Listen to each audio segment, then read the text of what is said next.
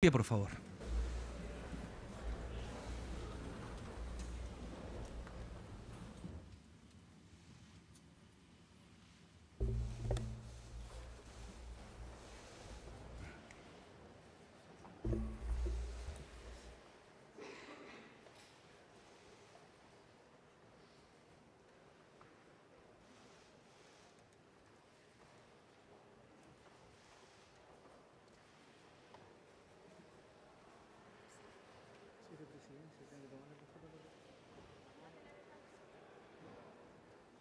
Muy buenos días. Se abre la sesión. Los invito a tomar asiento.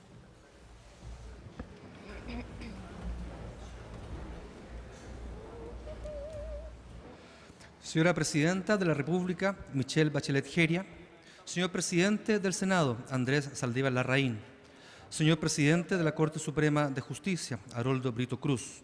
Señor Presidente electo de la República, Sebastián Piñera Echeñique.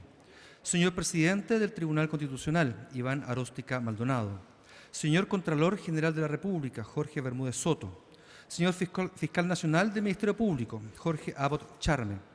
Señoras y señores ministros y señora fiscal de la Corte Suprema de Justicia. Señor Ministro de Justicia y Derechos Humanos, Jaime Campos Quiroga. Señor Director General de la Policía de Investigaciones, Héctor Espinosa Valenzuela. Señor Contralor General de Carabineros, General Inspector Naví Sosa Cárdenas. Señores senadores y diputados. Señoras y señores expresidentes, exministros y exfiscal de la Corte Suprema. Señoras y señores ministros del Tribunal Constitucional. Señor Defensor Nacional Andrés Manque Malchavsky. Señora Presidenta del Consejo de Defensa del Estado, María Eugenia Manó Tapia. Señor Auditor General del Ejército, señora y señor Subsecretarios de Justicia y Derechos Humanos. Señoras Presidentas de las Cortes de Apelaciones de Santiago y San Miguel, Dobra Lucic Nadal y Ana María Cienfuegos Barros. Señor Director de la Corporación Administrativa del Poder Judicial, Ricardo Guzmán Sanza.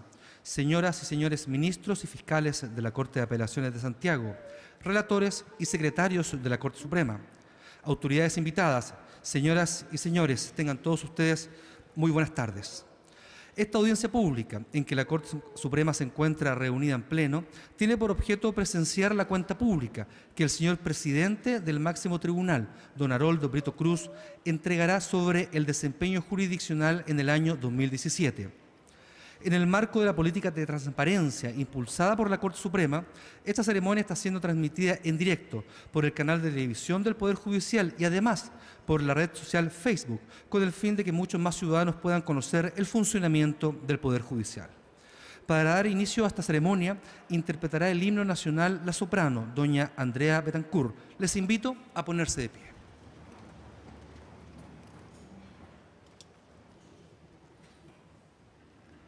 Puro Chile es tu cielo azulado, puras brisas te cruzan también, y tu campo de flores bordado es la copia feliz del Edén. Majestuosa es la blanca montaña que te dio por baluarte el Señor, que te dio por baluarte el Señor, y ese mar que tranquilo te baña, te promete futuro esplendor, y ese mar que tranquilo te baña, te promete futuro esplendor. Dulce patria, recibe los votos con que Chile en tus aras juró, que a la tumba serás de los libres, o el asilo contra la opresión, que a la tumba serás de los libres, o el asilo contra la opresión, que a la tumba serás de los libres.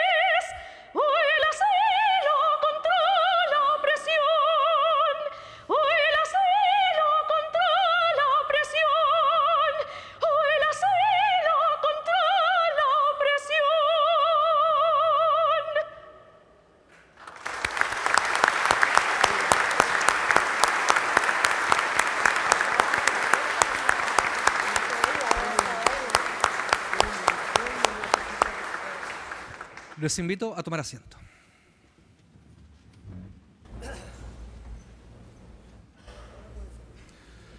A continuación, pronunciará su discurso de cuenta pública el señor presidente de la Corte Suprema de Justicia, don Haroldo Brito Cruz.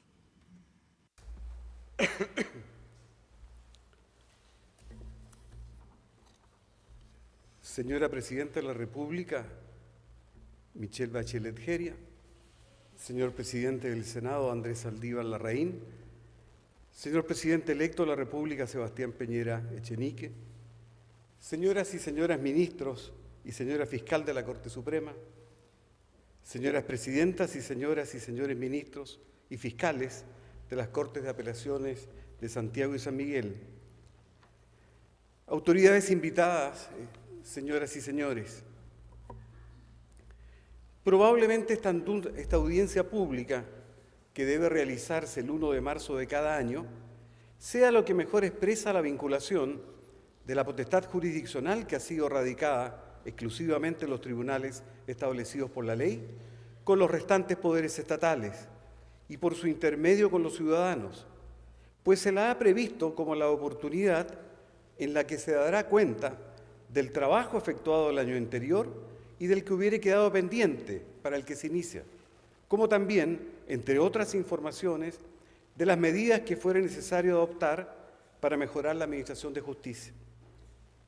Debo señalar que esta cuenta que rendiré lo es en relación con la presidencia del ministro señor Hugo Dólmez, a quien agradecemos su gestión y dedicada preocupación por las personas que conforman esta institución. Este deber tiene dos facetas. La primera es una cuenta propiamente tal, una exposición acerca de cómo se ha cumplido el mandato. La segunda, por el contrario, relativa a señalar lo que debería hacerse para mejorar la administración de justicia, importa el deber de expresar lo que se estime necesario para alcanzar mayor eficiencia. Entiendo que el legislador quiso que la Judicatura entregara una opinión técnica, que concibió este segundo deber porque pensó que, atendido el conocimiento y la experiencia en la prestación de justicia, era conveniente que ocasionalmente fuera abandonada la posición de aplicador de normas para proponer medidas correctivas al interior del sistema de justicia, a fin de integrarlas al debate de las políticas públicas. Esta Corte, consciente de la importancia del mandato legal, cumplirá aquellos dos deberes. Ninguno de estos es más importante que el otro, son complementarios en la pretensión de alcanzar un buen sistema de justicia. Para cumplir con el deber de dar cuenta, entregaré algunos antecedentes y porcentajes de la atención de los asuntos, pero previamente me permitiré algunas apreciaciones. En primer lugar, quiero señalar con toda tranquilidad que este sistema de justicia se encuentra en un buen estado, que no obstante que pretendemos más, estamos convencidos que se brinde una justicia de calidad, que el Poder Judicial de Chile, desde el retorno a la democracia, ha crecido estable y sostenidamente, porque de manera continua se han instaurado políticas públicas en desarrollo de todas nuestras áreas. Se dispone de un mayor número de jueces, de profesionales de distintas disciplinas y de funcionarios que se capacitan constantemente.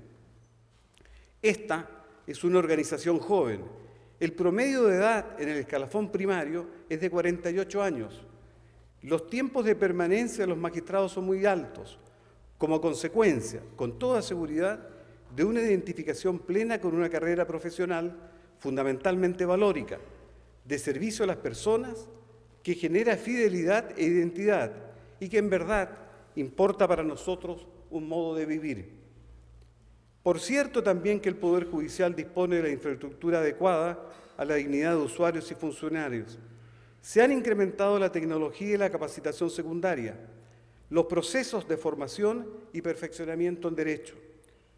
Todo esto se conjuga para afirmar un alto estándar de la institución que le permite dar un gran salto a las condiciones óptimas, al pleno desarrollo institucional, el que sin duda alguna creo posible desde estas inestimables condiciones que en el corto plazo han de ser aprovechadas. La Corte Suprema está en condiciones de encabezar el cambio en el sistema de justicia. Hace ya mucho que el paradigma pasivo, aquello de que las cosas son así y no pueden ser de otra manera, fue reemplazado por uno activo o de protagonismo, donde los cambios y la participación son posibles. Esta sensibilidad compartida por la gran mayoría de nuestros colegas es lo que convoca al mejor servicio de justicia, a involucrarse en esta parte de la cuestión pública de un modo diferente. Formulamos ante ustedes estas reflexiones porque las personas esperan más, porque solos no podemos hacerlo de manera sustancial. Y por ello hoy agradezco la presencia de Su Excelencia la Presidenta de la República, quien por segundo año se integra a esta importante acción republicana de dar cuenta ante las máximas autoridades de la nación. Saludamos a todos quienes nos acompañan, al señor Presidente electo de la República, don Sebastián Piñera, a quien también agradecemos haber aceptado nuestra invitación. Permítanme que a propósito de estos saludos haga un recuerdo afectuoso de los colegas que fallecieron el año recién pasado, lo que lamentamos. Recuerdo que también extendemos a quienes se alejaron del servicio. Algunas estadísticas de carácter general. Desde este momento, todo lo que comentaré estará en el sitio web del Poder Judicial. Durante el 2017, en los tribunales que conocen de asuntos civiles, penales, de familia, laborales y de cobranza laboral y previsional, ingresaron más de 3.300.000 causas. Esta cifra representa un 12.4% menos que el año anterior. Por otra parte, fueron resueltas poco más de 2.700.000 causas. Considero necesario detenerme, a modo de ejemplar, en dos casos particulares. El primero dice relación con las causas civiles, que concentran más del 50% del ingreso total, pero que durante este año, con poco más de 1.700.000 causas, disminuyeron en un 21% respecto del año 2016. Sobre este comportamiento, es relevante señalar que coincide con la puesta en marcha de la Ley de Tramitación Electrónica, que modifica la tramitación en el ingreso de causa, con la consecuente carga de trabajo para los funcionarios, por una modalidad donde los propios usuarios son los que digitalizan e ingresan sus causas en la oficina judicial virtual. Esto generó un efecto concreto en la judicatura civil, pues hoy tenemos menos causas que en años precedentes. Sin embargo, la gran mayoría de estas siguen ligadas a cobranzas, las que en un alto número no cuentan con una motivación real para ser tramitadas. Tal es así que el 73% de ellas terminó luego de requerirse un rol sin ser formalizada la demanda. Se trata en su mayoría de usuarios institucionales como empresas de retail, cobranza y entidades comerciales, lo que se traduce en un problema estructural de nuestro sistema de justicia en que los incentivos, como las cifras lo indican, no están puestos en el ciudadano común, generando dificultades de acceso a la justicia que justifican la urgente necesidad de reformas. El segundo ejemplo es un contrapeso del anterior y tiene que ver, quizás, con la jurisdicción, donde en mayor medida brindamos un servicio directo a las personas y que me gusta describirla como social. En la judicatura de familia, que alcanza el 17% de los ingresos totales, se presentó un gran número de demandas de alimento, 33%, por vulneración de derechos, 18%, relación directa familiar, 15%, y por violencia intrafamiliar, 11%. Se trata de temáticas sociales de alta complejidad en que se ven involucrados grupos vulnerables que requieren de un servicio de justicia particularmente eficiente. Respecto de los términos, podemos ver que las causas de familia concluyen principalmente por mediación, con un 37%, sentencia un 32% y conciliación 7%. En tan solo el 8% de los casos no se dio curso a la demanda. En cuanto a causas en tramitación, a nivel general, en primera instancia, cabe destacar que quedaron en tramitación 1.859.000 asuntos, lo que constituye un 10% más que el año 2016. La mayor variación porcentual se concentra en causas de reforma laboral, con un 28% más respecto del año anterior. En las Cortes de Apelaciones se conocieron un total de 245.000 causas. Esto es 45.000 menos que el año anterior, lo que representa una baja de 16%. Tal disminución se explica en la menor presentación de recursos de protección contra las ISAPRES por alza de precios de planes de salud, cuya relevancia, en todo caso, sigue siendo muy representativa.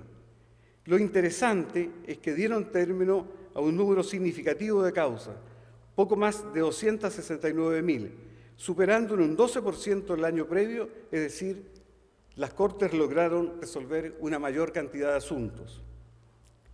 Es importante observar que sin considerar estos recursos de protección, un tercio del total de los asuntos conocidos por las Cortes de Apelaciones son civiles o contencioso administrativo. Este dato es relevante porque refleja dos áreas del derecho que aún no han sido reformadas, siendo numerosas las ocasiones en que esta Corte ha instado por ello.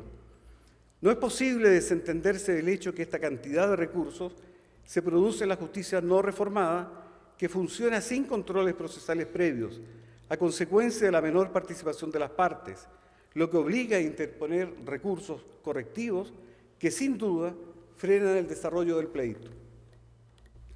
Como señalé, la judicialización del alza en los planes de las ISAPRES sigue siendo un tema pendiente, cuya resolución ha de darse mediante reforma legal y que distorsiona por su masividad los ingresos de causas en las Cortes de Alzada.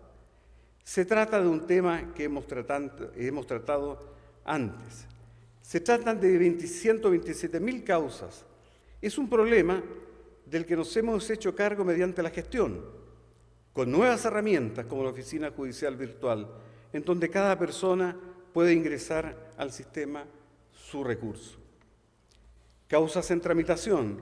Por último, el registro a nivel nacional de causas pendientes de resolver fue de 47.000 aproximadamente, lo que implica una disminución de un 39% respecto del año anterior.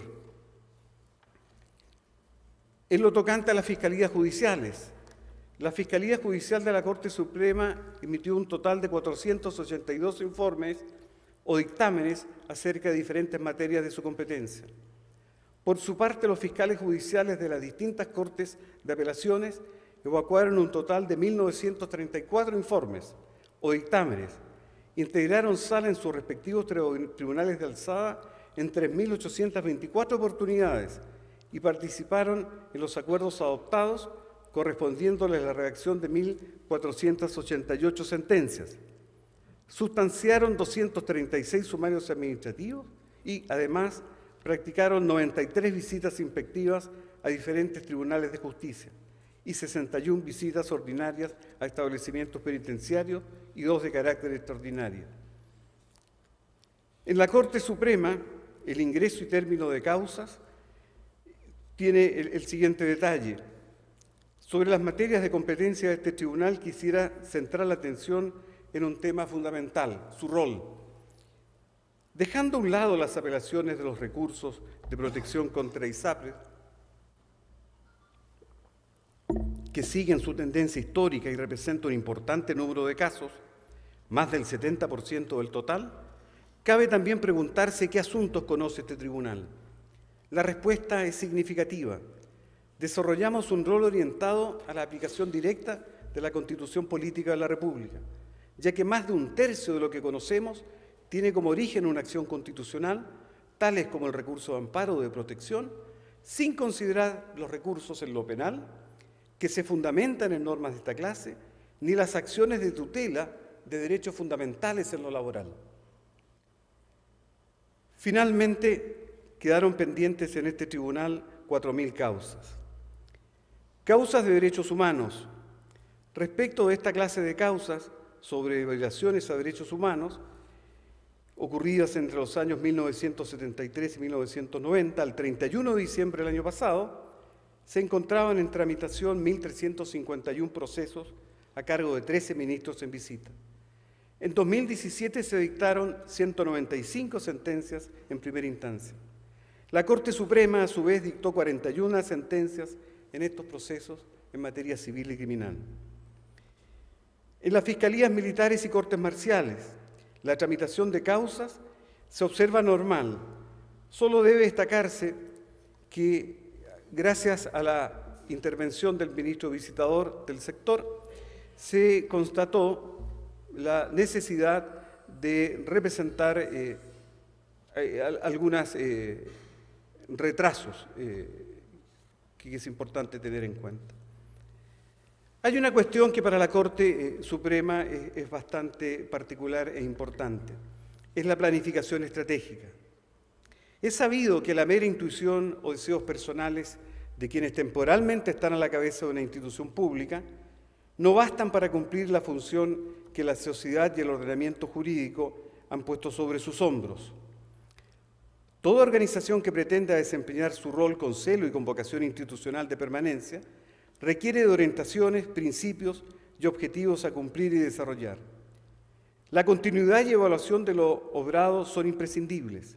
De allí quisiéramos el esfuerzo de diseñar una planificación estratégica, dando un sentido de trascendencia y visión institucional a cada acción que nos toca emprender, de acuerdo con los distintos roles de cada integrante del Poder Judicial. Tal metodología impone el desafío constante de alinear nuestra actividad a estos objetivos y de someterlos a revisión en función de ese prisma, dando sentido y coherencia al programa en toda su extensión, fundamentalmente en la generación de lineamientos claros e integrales, metas institucionales, formulación y ejecución presupuestaria. Tal como se define la misión del Poder Judicial, nuestra tarea consiste en solucionar los conflictos jurídicos sometidos a nuestra competencia, con oportunidad y efectividad, con plena vigencia de los derechos de todas las personas, contribuyendo de este modo a la paz social y al fortalecimiento de la democracia. Toda la judicatura tiene plena conciencia de la trascendencia de la jurisdicción en el Estado. Lo que observado desde los hechos significa tener en cuenta que lo que hacen los jueces afecta o incide en las personas. Por tal razón se ha dado a las personas el carácter de eje de nuestras definiciones estratégicas. En otros términos, a ellas orientamos todo nuestro quehacer institucional para dar cumplimiento al mandato constitucional previsto en los artículos 1, 19, número 3 y 76 de la Constitución Política de la República. Seremos fieles a esta misión a través de acciones concretas que permitirán facilitar el acceso a la justicia de la ciudadanía y tutelar pronta y efectivamente a todas y todos mediante un servicio de calidad, oportuno y comprensible, con un equipo humano, técnico y material moderno que permita fortalecer la gestión jurisdiccional. En esta misma línea, el cómo mostramos nuestro quehacer también supone una directriz estratégica. Es así como la Corte Suprema planificó hasta el año 2020 el desarrollo de las comunicaciones con miras a la accesibilidad.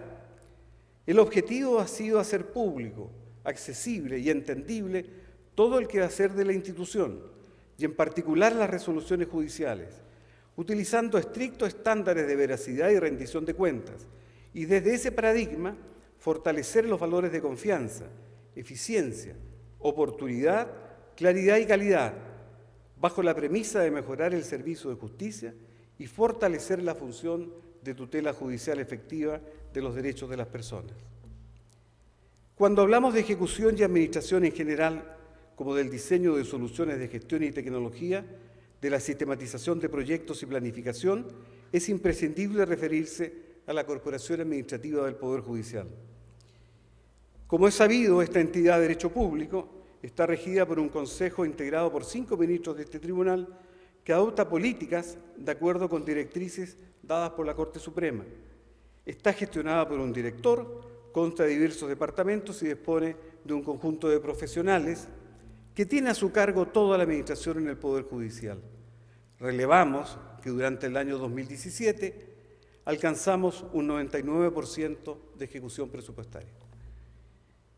En el ámbito internacional, nos parece que el entendimiento y valoración de otras experiencias es una oportunidad de fortalecimiento.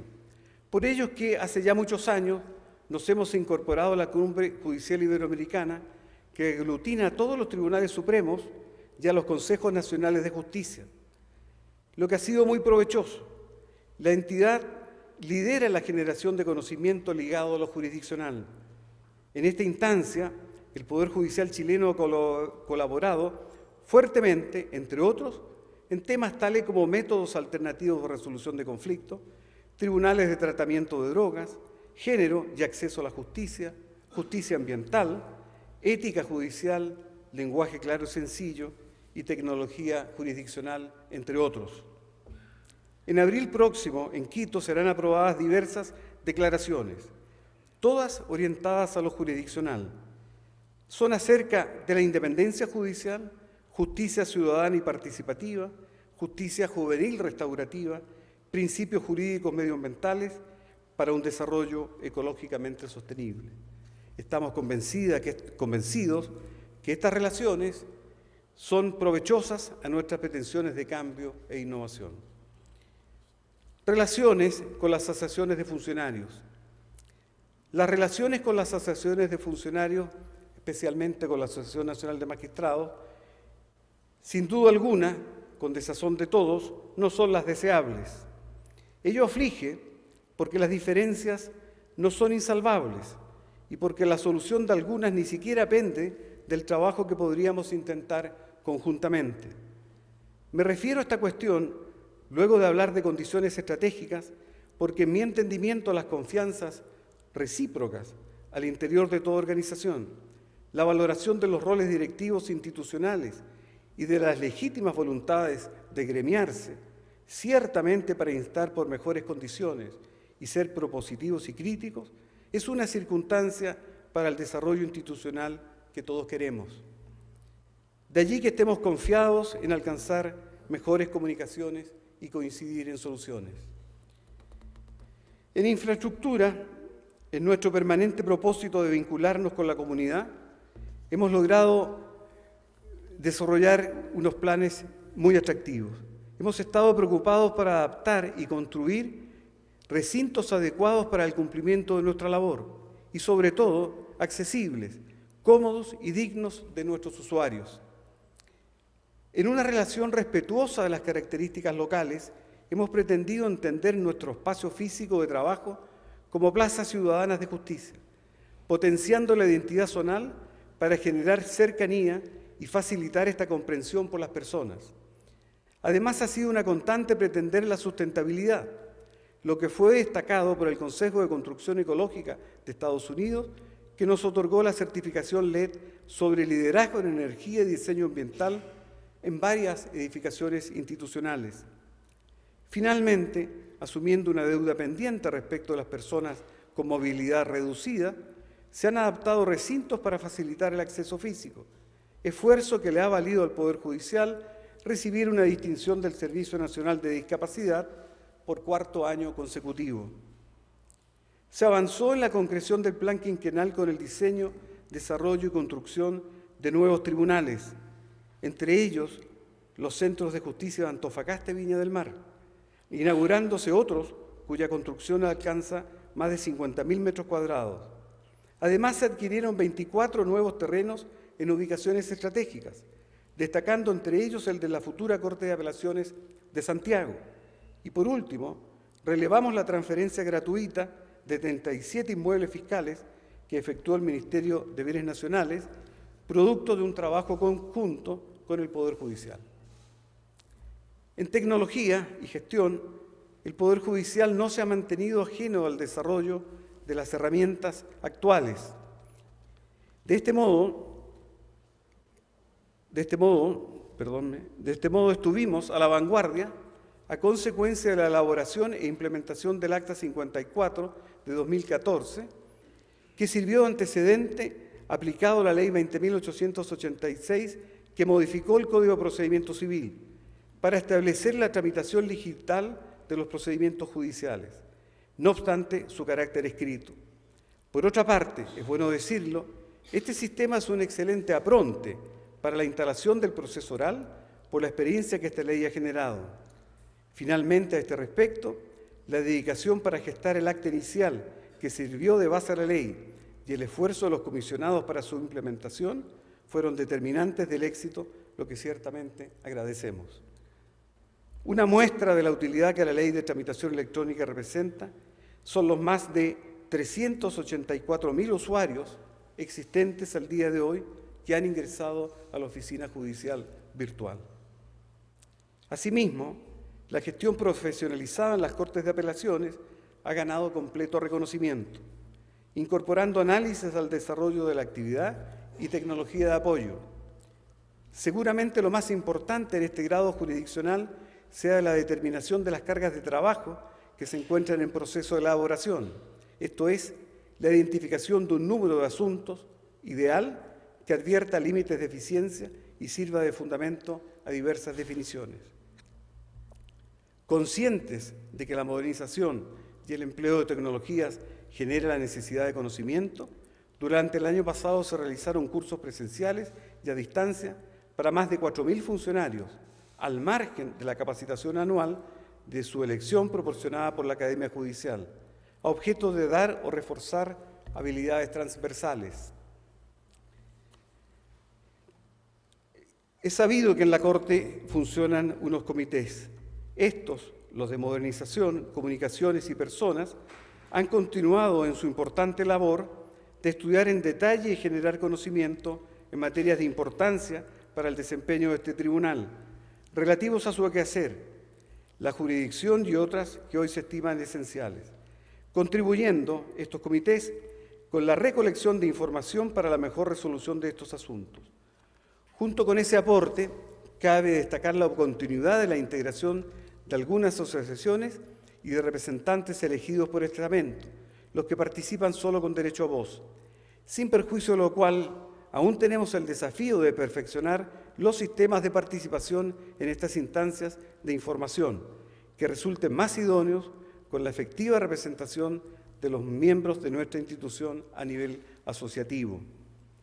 En cuanto a la transparencia de nuestra labor, el Poder Judicial nuevamente ocupó el primer lugar en el índice de accesibilidad de la información judicial en Internet entregado por el Centro de Estudio de Justicia de las Américas, y por primera vez obtuvo el primer lugar entre diversas instituciones públicas y privadas en el barómetro de acceso a la información que realiza la Asociación Nacional de la Prensa. En relación al acceso a la información, quiero destacar que sostenidamente la Comisión de Transparencia ha recibido un mayor número de solicitudes, incrementándose en un 23%. Otro avance ha sido que desde mayo del año pasado se publica semanalmente en el portal web institucional la pauta de asuntos a tratar por el Tribunal Pleno. Del mismo modo, en materia de innovación, el comité abocado a esta temática busca modelos de gestión novedosos, mediante la participación de todos los funcionarios del Poder Judicial, a través de la convocatoria de concursos y talleres, fomentando y concretando el trabajo colaborativo y participativo. Así, durante el año 2017, se recibieron 245 iniciativas de ideas para mejorar o fortalecer la gestión al interior de tribunales, de primera o de segunda instancia, seleccionándose 3 proyectos que serán implementados durante el periodo 2018. Direcciones de la Corte Suprema. Para que las labores que competen al Tribunal Pleno sean gestionadas de forma eficiente, es necesario contar con un equipo de profesionales que les sirven de soporte técnico y que sea multidisciplinario. En dicho ámbito, y a modo de referencia a la importancia del servicio que prestan, se destaca que desde el 1 de julio de 2017, la Corte Suprema actúa como autoridad central en la tramitación de exhortos internacionales en los convenios pertinentes, con la asistencia para su ejecución de la Dirección de Asuntos Internacionales y de Derechos Humanos. Por su parte, la Dirección de Comunicaciones focalizó su trabajo en el uso de algunas herramientas de mayor alcance, internas y externas, potenciando el uso de redes sociales. Esto se refleja en las siguientes cifras: casi 78.000 seguidores en Twitter, 96.000 fans en Facebook y poco más de 15.000 suscriptores en el canal de YouTube del Poder Judicial. Además, la página Poder Judicial tv.cl fue visitada más de 1.120.000 veces y las conexiones durante transmisiones en vivo aumentaron en un 200%. La Dirección de Estudios, por su parte, ejecutó el estudio Modelo Orgánico por una Nueva Justicia, con el objeto de conocer el impacto generado por las reformas legales y la especialización en el modelo de administración de justicia en los tribunales. Finalmente, la Dirección de Bibliotecas y Centro Documental ha continuado con el proyecto de la creación de una base de unificación de jurisprudencia para la cuarta sala de esta Corte y el desarrollo de un diccionario jurídico chileno. A ello se suma el permanente aporte del Centro Documental para establecer los accesos necesarios y expeditos a la información especializada. En lo organizacional, en el último año se ha trabajado fuertemente para mejorar el clima laboral y el manejo de conflictos. Conscientes del fenómeno conocido como riesgos psicosociales, se han generado acciones de intervención y un protocolo en esta materia para reaccionar oportuna e informadamente, contemplándose además una estructura orgánica compuesta por una serie de comités con presencia a nivel nacional. Lo organizacional se complementa con la importante labor del Departamento de Bienestar del Poder Judicial, que durante años se ha preocupado de ofrecer beneficios que permitan a sus integrantes tener seguridad en temas de salud, finanzas o educación, tanto para sus miembros como para sus familias. Respecto de otras medidas internas que hemos realizado en el ámbito del desarrollo organizacional, se ha instalado la igualdad de género y no discriminación como una cuestión de alta relevancia, institucionalizándose con la creación de la Secretaría Técnica de Género, que se ha encargado de ejecutar una serie de inéditas actividades durante el 2017. Se trata de actuar para reducir las diferencias entre hombres y mujeres en los logros o actitudes sociales, políticas, intelectuales, culturales y económicas, para producir efectos al interior de nuestra institución y en la sociedad, instalando en lo jurisdiccional una perspectiva de género. En lo que toca a la participación de las mujeres en el Poder Judicial, ha de estudiarse los efectos de la normativa vigente en cuanto a la selección y nombramiento, a objeto de adoptar preceptos que rechacen barreras improcedentes. El pasado año estuvo marcado por la campaña interna para prevenir el acoso sexual y la participación en una mesa de trabajo para la generación de un protocolo de denuncia, tratamiento y sanción de estas conductas. A ello se une la dictación de un curso en la Academia Judicial para fiscales y secretarios de las Cortes acerca del acoso sexual y la formación de monitores capaces de sensibilizar en perspectiva de género en las distintas jurisdicciones. Además, destaco la colaboración en el procedimiento de examinación del 7º informe periódico del Estado de Chile ante el Comité para la Eliminación de todas las formas de discriminación contra la mujer. Por otra parte, resulta destacable la manera en que el Poder Judicial ha asumido el compromiso de cumplir con la implementación de la Ley 20.957, que permite que personas en situación de discapacidad puedan ser nombradas en cargo de juez y notario, y la Ley 21.015, que incentiva la inclusión de personas con discapacidad al mundo laboral. Ambas leyes exigen la adecuación de la normativa preexistente, lo que se materializó a través del reciente autoacordado de la Corte Suprema. En este orden de ideas, quisiera resaltar que por primera vez participa en el programa de formación de la Academia Judicial una persona con discapacidad visual como una señal clara de hacer efectivo el cumplimiento de esta nueva normativa. La Academia Judicial cumple un rol fundamental al formar, perfeccionar y capacitar a los jueces y funcionarios del Poder Judicial, labor que desarrolla desde el año 1994. En el año 2017 fueron llevadas a cabo las correspondientes versiones de sus programas de formación, perfeccionamiento y de habilitación para acceder al cargo de ministro de las Cortes de Apelaciones y de fiscal judicial. A lo anterior se agrega el compromiso franco del Poder Judicial por estimular la formación de sus integrantes mediante la entrega de 78 becas de posgrado y 43 de diplomado durante la pasada anualidad. Un tema distinto, instituciones funcionales a lo jurisdiccional. En el Poder Judicial hay un conjunto de instituciones de naturaleza administrativa que me atrevo a calificar de funcionales a la jurisdicción. Esto es, que solo se justifican porque se las ha previsto para mayor eficacia de la jurisdicción a la que sirven. Muchas son contingentes o temporales. Están pensadas para que aquella funcione mejor y en mayor medida, unas u otras determinan, en parte, la calidad de la prestación de justicia. Por tal finalidad, estas instituciones anexas son particularmente importantes y generan mucha inquietud. De allí que con muchísima frecuencia sean motivos de estudio y de controversia, como hoy ocurre. Entre estas se destacan el sistema de nombramientos y la carrera judicial. En lo fundamental, el cuestionamiento principal apunta a la falta de incidencia de los antecedentes profesionales y académicos al momento de formarse las ternas.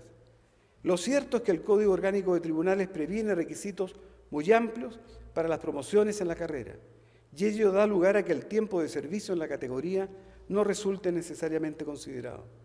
La Corte Suprema, hace ya algunos años, viene intentando por la vía regulatoria interna algunas reglas orientadoras de la votación, pero no son vinculantes, no pueden serlo por ahora y precisan de mayor reconocimiento.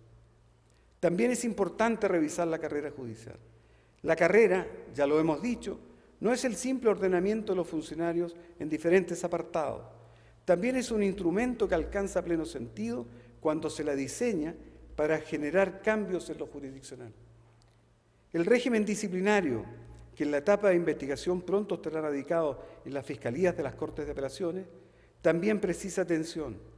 No porque lo disciplinario sea entre nosotros una constante y por conductas generalizadas y graves, sino por la necesidad de alcanzar una buena regulación.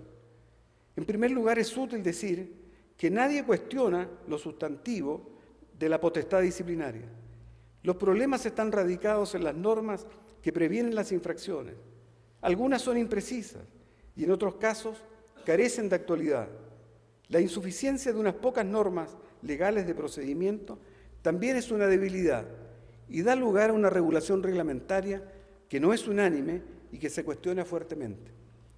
Las vetustas calificaciones actuales no son más que un fuerte impedimento a otros instrumentos de evaluación verdaderamente eficiente que podrían ser incorporados. La ética y la probidad, no obstante su valor particular, también son funcionales a la jurisdicción. Esta última ha sido tratada en la Ley 20.880, que previene las declaraciones de intereses y patrimonio, cuyo control esta Corte entregó a la Fiscalía Judicial, la que estableció criterios acerca del número de individuos a ser examinados, considerando como aspectos claves la oportunidad de la declaración, su integridad, veracidad y exactitud en cada una de ellas. Las remuneraciones y el incentivo retiro recién promulgado también han de ser incluidas entre estas instituciones funcionales a la jurisdicción. Las primeras porque una buena política de esta clase ha de servir de atractivo y motivo de permanencia a los mejores profesionales. El último incentivo al retiro, junto con atender parte de las necesidades económicas de un porcentaje de funcionarios luego de largos años de trabajo, también permite algún recambio generacional. Por otra parte, relevo el diseño y cumplimiento de las metas de gestión que inciden en el mejoramiento de los estándares de servicio que buscan facilitar el acceso a la justicia. Son estos aspectos no jurisdiccionales que es preciso tener en cuenta, en mi criterio, para alcanzar y mantener mejores condiciones de funcionamiento jurisdiccional. Acceso a la justicia. El derecho de acceso a la justicia, que importa nuestra mayor preocupación, en nuestro ordenamiento jurídico se construye a partir de los artículos 19, número 3 y 76 de la Constitución Política de la República, en armonía con los artículos 8 y 25 de la Convención Americana de Derechos Humanos, por lo que es un derecho fundamental, que en cuanto tal impone al Estado la obligación de garantizar que todos los ciudadanos puedan requerir del sistema de justicia una respuesta que resuelva el conflicto o disputa de relevancia jurídica que les afecte. En consecuencia, se configura como un derecho de carácter prestacional que impone ciertos deberes de conducta en orden no solo a permitir el acceso, sino además a generar condiciones necesarias para que ese acceso sea posible y efectivo. Sin embargo, por razones de diversa índole, en la actualidad se advierten ciertos ámbitos donde todavía no es posible reconocer una vigencia efectiva del derecho a acceso a la justicia. No obstante que estas áreas hoy se develan con mayor notoriedad, fundamentalmente porque las personas más conscientes de sus derechos denuncian estas omisiones y ejercen más control y crítica. Esta circunstancia impone al Estado, al Poder Judicial, el deber impostergable de quedar a disposición de esas personas, de advertir la naturaleza y profundidad de estas omisiones, pues claramente importan incumplimiento del programa constitucional y de las obligaciones internacionales asumidas por Chile, cuya desatención genera efectos de particular gravedad. Hacerse cargo del problema para nosotros los jueces, desde luego implica extremar nuestras capacidades institucionales y personales para extender a más personas la prestación de justicia. Pero sin perjuicio de que nosotros debemos obrar con esta disposición, es claro que los efectos serían insuficientes. De allí que sea imprescindible generar una política pública destinada a enfrentar estas omisiones. A consecuencia de todo ello, es ineludible mostrar algunas áreas en que la falta de prestación es más evidente. En la jurisdicción de familia, si hablamos de acceso a la justicia, no me parece posible omitir la situación de los niños, niñas y adolescentes en el sistema de protección, en especial a aquellos que se encuentran en el sistema residencial. Desde que en el año 2013 conociéramos una serie de graves hechos que afectaron a niños que estaban bajo la protección del Estado, se han elaborado numerosos estudios e informes respecto de esta situación, que en cuanto a su gravedad y circunstancias son indiscutibles. No obstante ello y el tiempo que ha transcurrido, no es posible aún advertir medidas permanentes que restituyan a los niños en sus derechos, en especial el derecho a la vida en familia. Probablemente la solución requiera de nuevos entendimientos de las instituciones esenciales y, en consecuencia, la redefinición y reforzamiento de algunos roles, entre ellos el de la jurisdicción, precisamente el del juez, el que ha de consistir únicamente, ni más ni menos, en garantizar efectivamente los derechos de los niños, mediante un debido proceso, contradictorio y participativo, encaminado a una decisión fundamentada en hechos acreditados, en el derecho y en el conjunto de principios de la materia: derecho a ser oído, su interés superior, principio de preeminencia de los padres y la familia. En definitiva, en mi comprensión, la situación de estos niños, niñas y adolescentes debe ser solucionada desde el convencimiento que los derechos que les asisten han de determinar los cambios que se precisan para que los conflictos sean resueltos jurídicamente, esto es, de manera objetiva. Estas cuestiones jurídicas, que han estado cruzadas por hechos muy duros, requieren de una comprensión profunda, muy amplia, en la que participen jueces, abogados, expertos, académicos, gobernantes y parlamentarios, para concluir en soluciones razonables, por sobre todo prontas. Desde la implementación de la reforma laboral se han logrado avances significativos con un proceso transparente, público, donde la oralidad e inmediación, entre otros principios, se conjugan para dar forma a un sistema que responde, en mejor medida, a los estándares del debido proceso. A ello se suma una mayor celeridad por la naturaleza del nuevo procedimiento y la incorporación de criterios de gestión. Agregamos a lo anterior el acervo de resoluciones de este tribunal generadas en sede de unificación, que instala líneas jurisprudenciales para categorías de casos que tienden a elucidar cuestiones que plantea la diversidad de interpretaciones de distintas cortes de apelaciones, concretándose con ello una aspiración fundamental de todo sistema de justicia: la predictibilidad en la aplicación del derecho. Por lo dicho, el modelo procesal laboral de la última década ha sido indudablemente exitoso, opinión que me atrevo a decir es compartida por los intervinientes, justiciables y la sociedad en general. Sin embargo, el éxito no puede llamar al relajo. Por el contrario, ello obliga a mantenerse atento a las alertas que arroja la revisión constante del funcionamiento del sistema. Bajo tal paradigma, es dable advertir la existencia de problemas en los plazos de agendamiento y duración de las causas, situación particularmente importante en la jurisdicción de Santiago. La concentración de causas en la capital, sustentada en la norma de competencia territorial y en las características del régimen de subcontratación, se conjugan para que la situación sea más compleja en esta región y experimente un crecimiento que no se ha estabilizado y que alcanza al 10% anual. Para hacer frente a este comportamiento se necesitan nuevos recursos. La obligación de tutelar los derechos de trabajadores y permitir un acceso real al servicio de justicia fundamenta que se instalen nuevos tribunales de la especialidad, pues el diagnóstico de esta judicatura es claro. Así lo sostienen nuestros estudios, que prevén la necesidad de instalar un nuevo tribunal de características similares a los ya existentes. Tenemos entonces el desafío de abocarnos a promover los cambios necesarios para hacer frente ahora a esta situación, pues de obviarse estos avisos se pondría en riesgo esta reforma que es particularmente exitosa. Situación carcelaria. Durante el año 2017, la Fiscalía Judicial de la Corte Suprema elaboró un documento que consolida la información recogida durante 63 visitas realizadas a diversos centros penitenciarios a lo largo del país, el que fue presentado en febrero de 2018. En él se describen graves situaciones que afectan a las personas privadas de libertad, tales como hacinamiento y sobrepoblación, largas horas de encierro, problemas en los horarios de alimentación, uso de celdas de castigo y aislamiento, carencia de comunidades terapéuticas para el tratamiento de consumo de drogas y alcohol, acceso insuficiente al agua, cupos limitados en algunos recintos. Frente a este diagnóstico, y por acuerdo del Tribunal Pleno, ya tuve ocasión de hacer públicamente un llamado a las instituciones vinculadas a esta materia para desarrollar un trabajo conjunto que permita superar esta crítica situación, el que reitero, esperamos atentamente la instancia en que podamos contribuir con nuestro conocimiento y experiencia para esta mejora impostergable.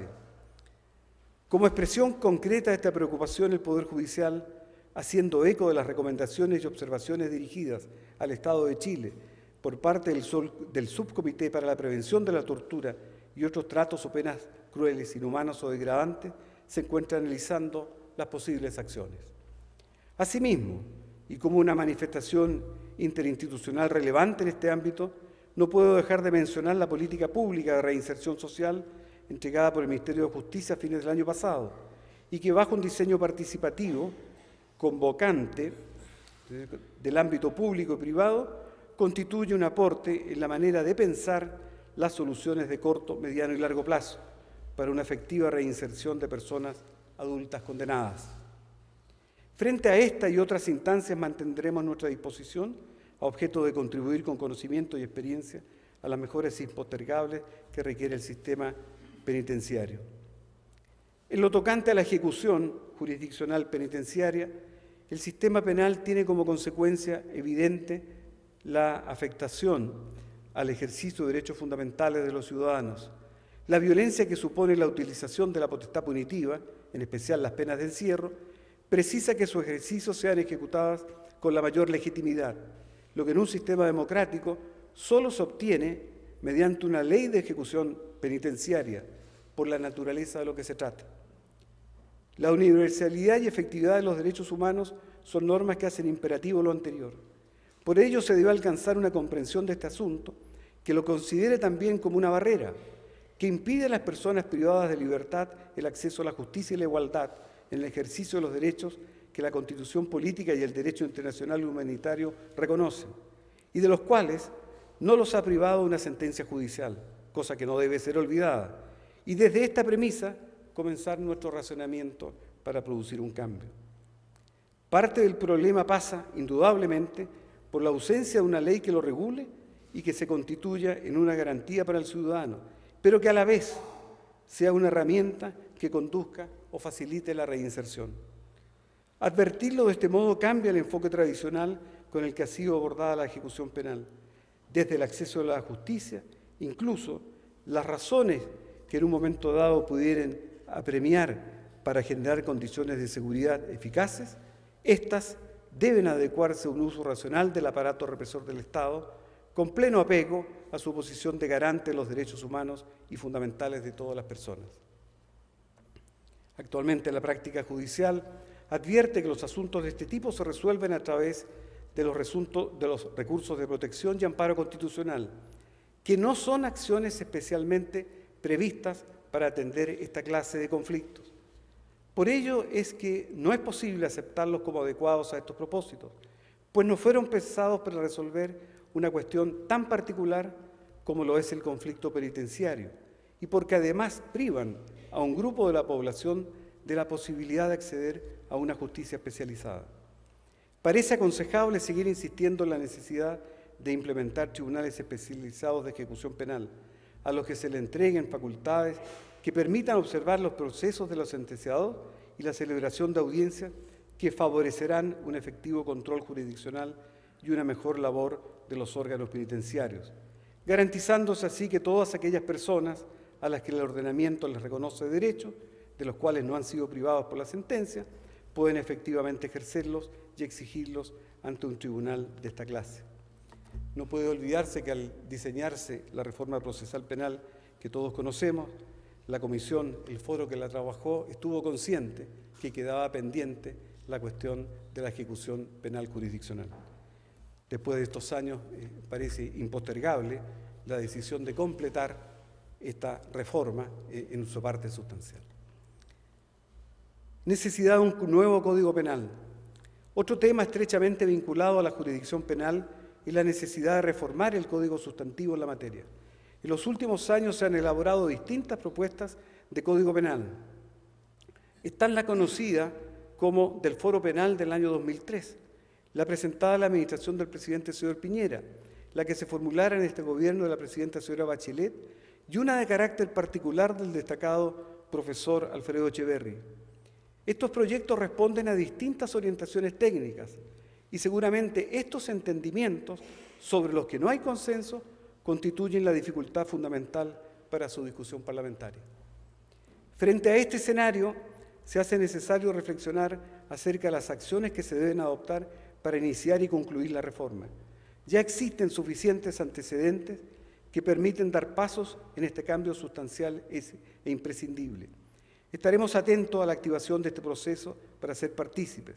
Soy un convencido que el conocimiento y experiencia del mundo judicial resulta decisivo en el éxito del diseño de cambios legales de esta envergadura que aguardamos con ansias y entusiasmo.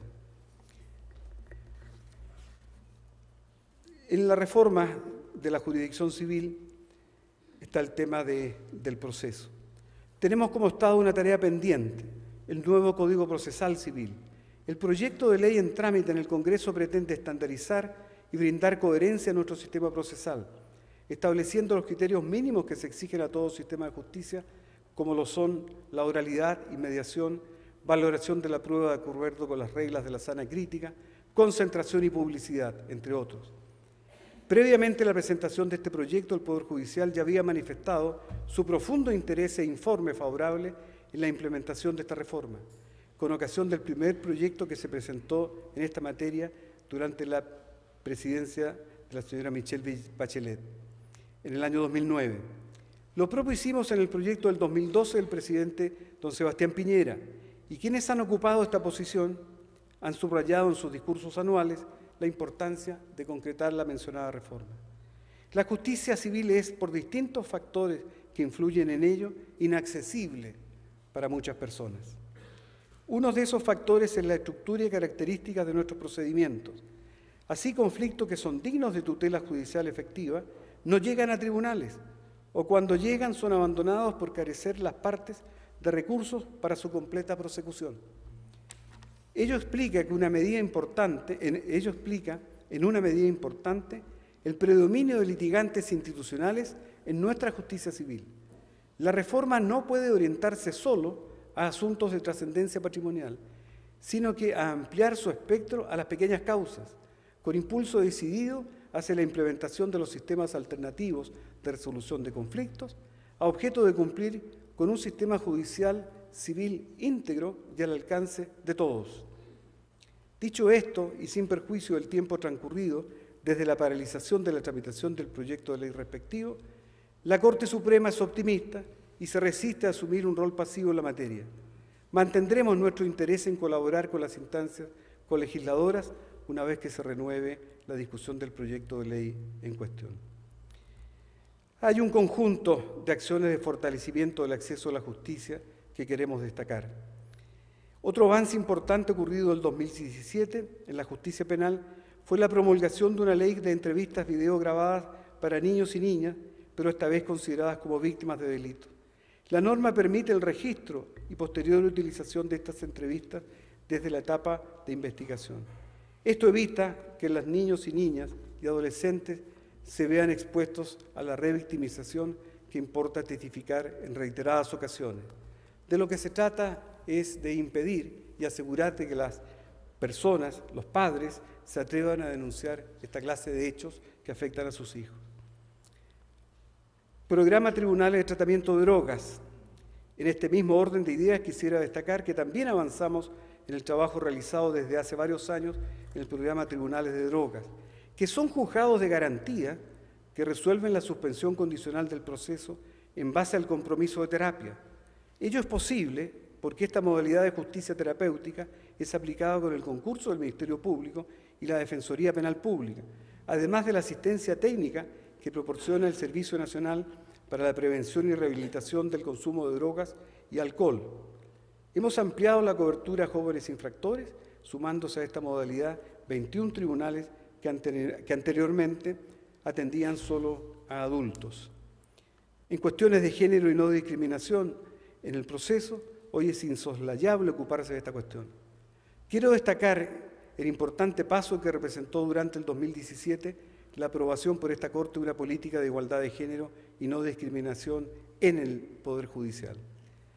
Debemos detenernos brevemente en el contenido de esta política, la cual propone incorporar la perspectiva de género y de derechos humanos en la resolución de los asuntos, lo que implica que el servicio que presta la institución en todos sus ámbitos considere la situación que experimentan las personas, particularmente en lo jurisdiccional, a través de herramientas que permitan a magistradas y magistrados considerar estos criterios, particularmente la apreciación de la prueba, pues este conjunto han de facilitar la identificación de estereotipos que deben ser repelidos por el juzgador. Otra de las acciones vinculadas al acceso a la justicia a través de una comisión especializada de esta Corte es la que ha trabajado desde el 2015 para impulsar el uso de un lenguaje claro y sencillo en todo el quehacer judicial. El deber de promover la comprensión de las decisiones estatales por sus destinatarios, las personas, implica un desafío importante, un cambio de paradigma que representa quizás uno de los avances más significativos en el esfuerzo para democratizar el servicio de justicia. En lo que dice relación con la atención de usuarios, los esfuerzos se encontraron en la redacción de una propuesta de política que recogiera los resultados arrojados por el proceso participativo desarrollado en las 17 Cortes de Apelaciones del país. Se estima que durante el primer semestre del presente año se cuente con la validación y aprobación de estos trabajos y se concrete una buena política de atención a usuarios que se encuentra pendiente. Señoras y señores ministros, señoras y señores, termino esta rendición de cuentas en la que hemos informado al país de lo logrado por el Poder Judicial y señalado aquellos aspectos que requieren cambios para alcanzar un mayor grado de desarrollo institucional, pensando siempre en otorgar a todas las personas una justicia efectiva, oportuna. Confiamos que estas y otras propuestas que puedan ser planteadas, aceptadas en un futuro próximo, de manera que se alcance el pleno reconocimiento de los derechos. Con estas palabras declaro inaugurado el año judicial 2018. Muchas gracias.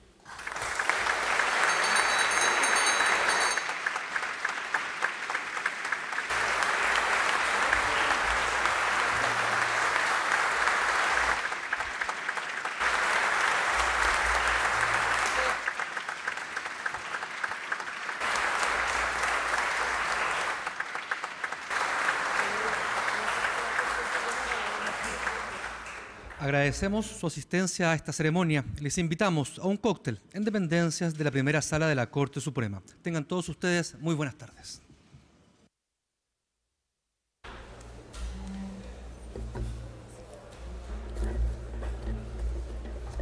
Demasiado largo, ¿no?